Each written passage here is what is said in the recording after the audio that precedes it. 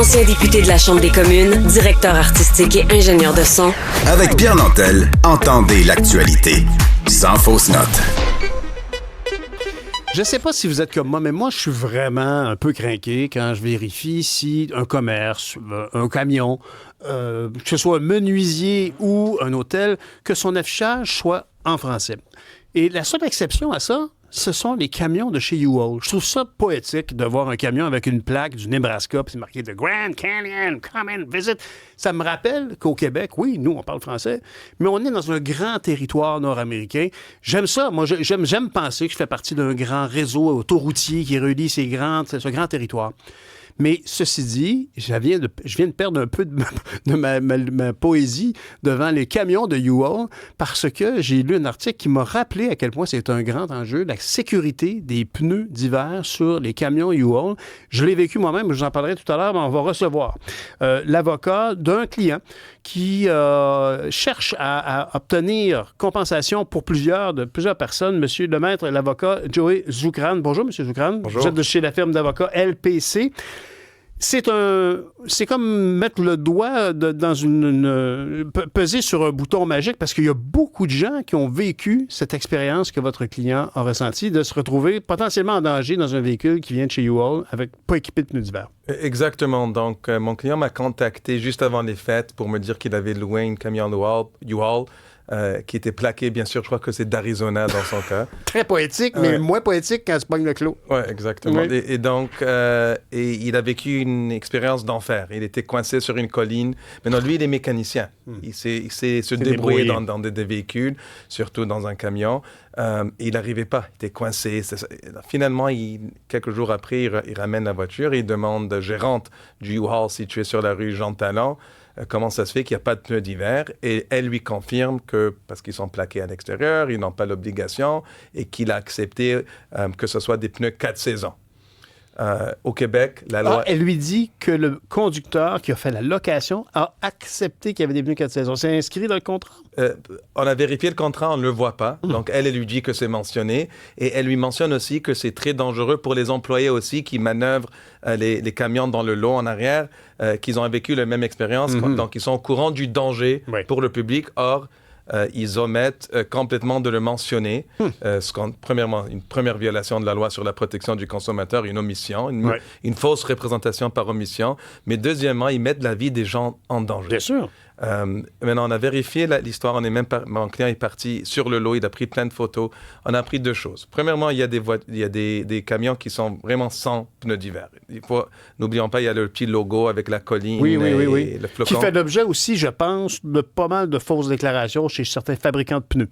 Ça, c'est un recours pour une autre journée, mais contactez-moi si vous avez des informations là-dessus. Par contre, on a appris aussi quelque chose, qu'il y a des pneus, il y a une autre technicalité. Donc, il y a des pneus 4 saisons dites homologuées. Maintenant, le problème avec ces pneus homologués, c'est que il y a le CAA leur conseille de ne pas les utiliser au Québec parce qu'au moment que ça arrive à -7, c'est plus sécuritaire.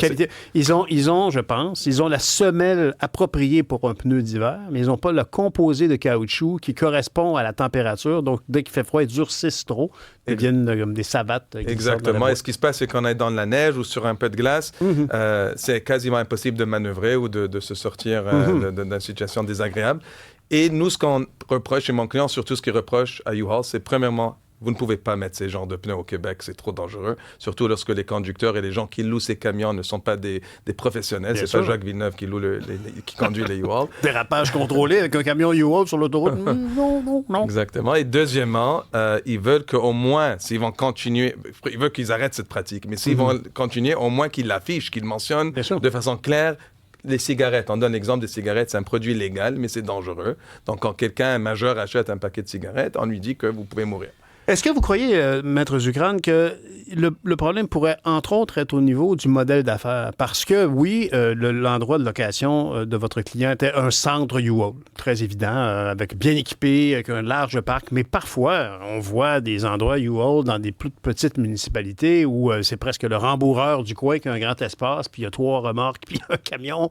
Et on peut imaginer qu'eux sont moins bien équipés. Est-ce que ça se peut dans ce cas-ci, c'est pas applicable. Je ne leur cherche pas des excuses.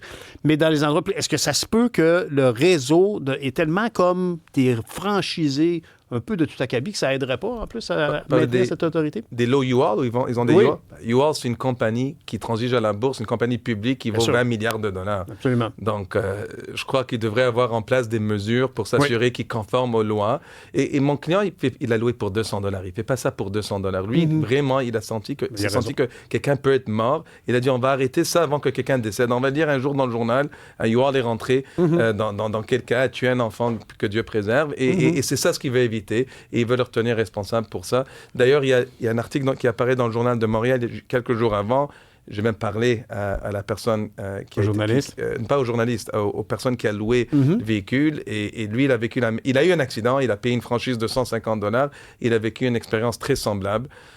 Et donc, tout le monde avec qui on a parlé dans ce dossier, et ce que vous disiez en ligne, il y a plein de gens qui ont cette expérience. C'est dangereux de conduire. Justement, faites-vous un appel à tous pour avoir des témoignages de gens qui l'ont vécu? Est-ce qu'on peut imaginer qu'il pourrait y avoir un recours collectif? Alors, il y a un recours collectif. Nous, ce qu'on a déposé, c'était un recours collectif il y a quelques jours, le vendredi dernier, au Palais de justice de Montréal, qui inclut tous les gens qui ont loué un U-Haul au Québec.